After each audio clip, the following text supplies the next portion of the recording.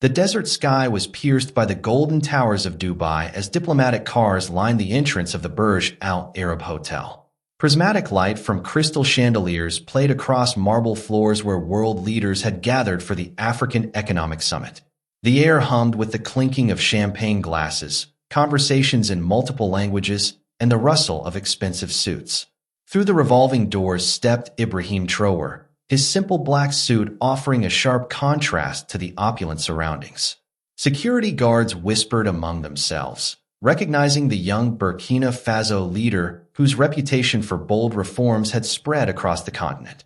The scent of Arabian oud mixed with French perfumes as diplomats and business moguls mingled in the grand ballroom.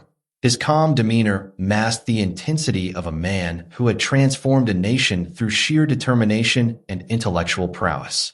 Near the room's center, Khaled Al-Mansouri held court among a circle of admirers. His diamond-encrusted watch caught the light with every expansive gesture. The oil magnate's laughter boomed across the marble, drowning out quieter conversations. His entourage of assistants and fellow millionaires hung on his every word, nodding appreciatively at each tale of business conquests. "These African leaders," he said in Arabic to his companions, "they come here with their hands out, speaking broken English." The group chuckled, their designer accessories and expensive suits a stark contrast to the modest delegation from West Africa. Khaled's eyes scanned the room dismissively, pausing briefly on Traoré before returning to his conversation. He had built his fortune on oil deals across the Middle East and Africa, often viewing the continent as a source of resources rather than partnership. Strategic conversations buzzed through the reception as ministers discussed infrastructure investments and trade agreements. Near the champagne fountain, French diplomats clustered together, speaking in rapid, sophisticated French about their African partnerships. Chinese representatives conversed quietly in Mandarin, their notebooks filled with potential deals and cultural exchanges. A group of Portuguese business leaders debated market opportunities in Lusophone Africa, their voices blending with the ambient music. The evening represented millions in potential agreements, each handshake capable of reshaping economic relationships across continents. Traoré moved through the crowd with quiet confidence, greeting various delegates in their native tongues. His presence drew curious glances from those who had heard whispers of Burkina Faso's remarkable transformation under his leadership. As formal presentations began, a master of ceremonies took the stage, set with flags from dozens of nations, to announce the evening's program celebrating African economic cooperation. Khaled Al-Mansouri took his place at the VIP table, surrounded by fellow moguls whose combined wealth could fund entire national budgets. His phone buzzed constantly with messages from his global business empire, each notification representing another million-dollar transaction. Across the room, Traoré sat with his small but dignified delegation, reviewing notes written in multiple scripts and languages. The contrast was striking: ostentatious wealth versus quiet competence, flash versus substance, assumptions versus reality. The stage was set for an encounter that would challenge everything Khaled believed about African leadership. Neither man knew that within hours, their interaction would become the talk of diplomatic circles worldwide. The networking hour began as waiters in white gloves served delicate hors d'oeuvres and vintage wines to the assembled dignitaries. Khaled Al-Mansouri strutted across the polished floor, his Italian leather shoes clicking with each confident step. His entourage followed like shadows, eager to witness their boss's legendary charm and business acumen in action. The oil magnate's reputation for closing deals through intimidation and cultural superiority preceded him everywhere. He spotted Ibrahim Traoré near the panoramic windows overlooking Dubai's glittering skyline, seemingly lost in thought. "Perfect," Khaled muttered to his assistant in Arabic. "Let's see what this village president is really made of." The stage was set for what he assumed would be another easy demonstration of his intellectual and cultural dominance. Khaled approached with his trademark smirk, extending a jewel-encrusted hand toward the Burkina Faso leader with theatrical flourish. "Ah, President Traoré," he announced loudly, drawing attention from nearby guests. "I've heard so much about your interesting approaches to governance in your little country up there." His tone dripped with condescension as he gestured vaguely northward, as if Burkina Faso were some remote, insignificant dot on the map. The surrounding diplomats shifted uncomfortably, sensing the tension building between the two men from vastly different worlds. Traoré's expression remained calm and measured, his dark eyes studying Khaled with the patience of someone accustomed to underestimation. The young president's silence only seemed to embolden the millionaire's growing arrogance and theatrical display of superiority. "Tell me, my friend," Khaled continued, his voice carrying across the marble floors, "how many languages do you speak?" The question hung in the air like a challenge, designed to expose what he assumed would be limited education. Several nearby conversations paused as guests sensed the brewing confrontation between old money and new African leadership. When Traoré quietly replied, "I speak 9 languages," the words seemed to surprise even himself with their simple honesty. Khaled's laughter erupted immediately, a booming sound that echoed off the marble walls and crystal fixtures. 9 languages, he repeated mockingly, wiping tears from his eyes as his entourage joined in the cruel amusement. "My dear boy, I've been doing business across 5 continents for 30 years, and I barely manage 4. The surrounding guests watched with a mixture of curiosity and discomfort. Khaled's assumption was clear. No African leader, especially one so young, could possibly possess such linguistic sophistication. The millionaire had just made the mistake that would define the rest of his evening, and possibly his perspective, forever. The laughter spread through Khaled's inner circle like ripples in a pond, each chuckle more patronizing than the last. 9 languages from a village boy, Khaled declared, his voice carrying the weight of decades spent looking down on African leaders. His diamond-studded fingers tapped rhythmically against his champagne glass as he savored what he believed was another moment of intellectual superiority. The oil magnate's education at Oxford and Harvard had taught him to weaponize knowledge, turning linguistic ability into a tool of dominance. "Let me guess," he continued with theatrical flair. "You count your local dialects as separate languages, don't you?" His assistants nodded appreciatively, accustomed to their boss's habit of diminishing African achievements through clever wordplay. The assumption hung heavy in the perfumed air that African multilingualism was somehow less sophisticated than European education. Nearby diplomats shifted uncomfortably. The French ambassador whispered urgently to his aide, knowing Traoré's reputation for intellectual prowess was well established in Francophone circles. A Chinese trade minister paused mid-conversation, his Mandarin discussion forgotten, as he sensed the brewing cultural confrontation. The Portuguese consul general set down his wine glass, remembering successful negotiations he'd conducted with Burkina Faso's surprisingly articulate delegation.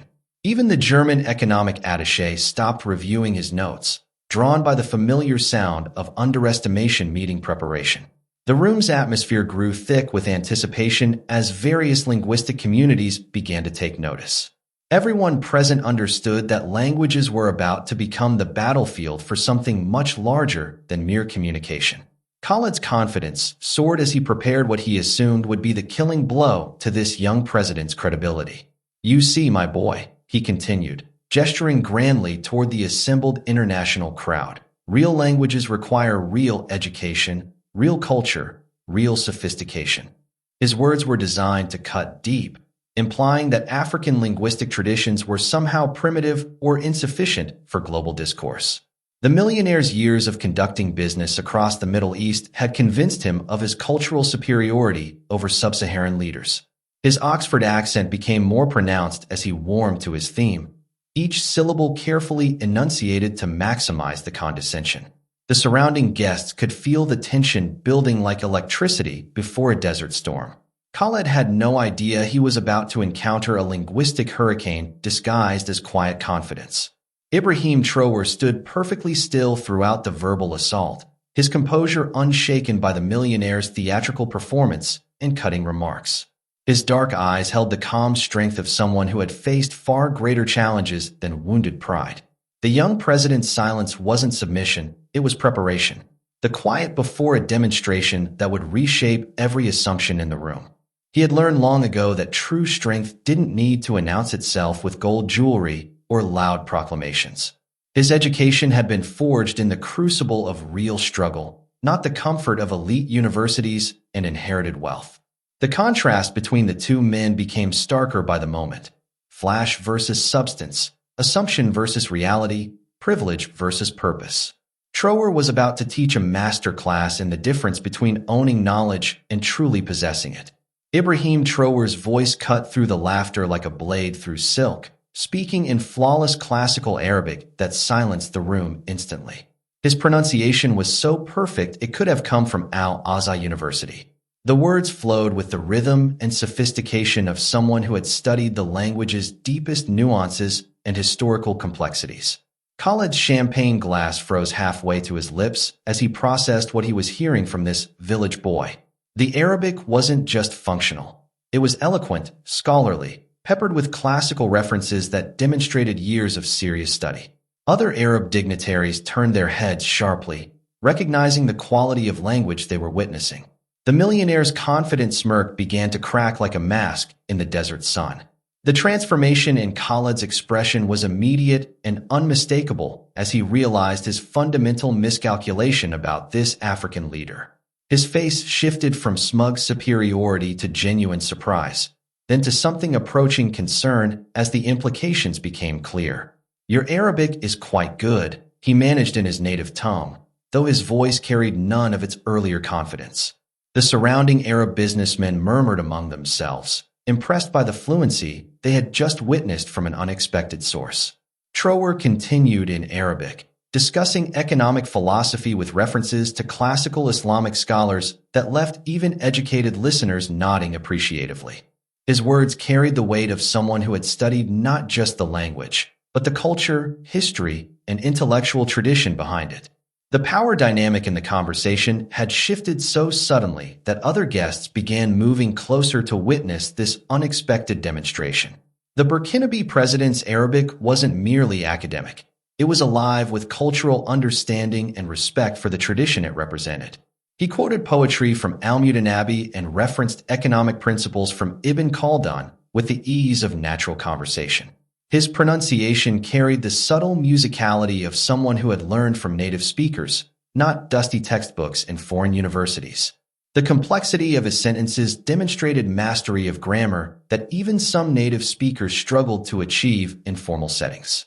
Khaled found himself responding in Arabic, drawn into a conversation that was rapidly exposing his own limitations compared to his assumptions.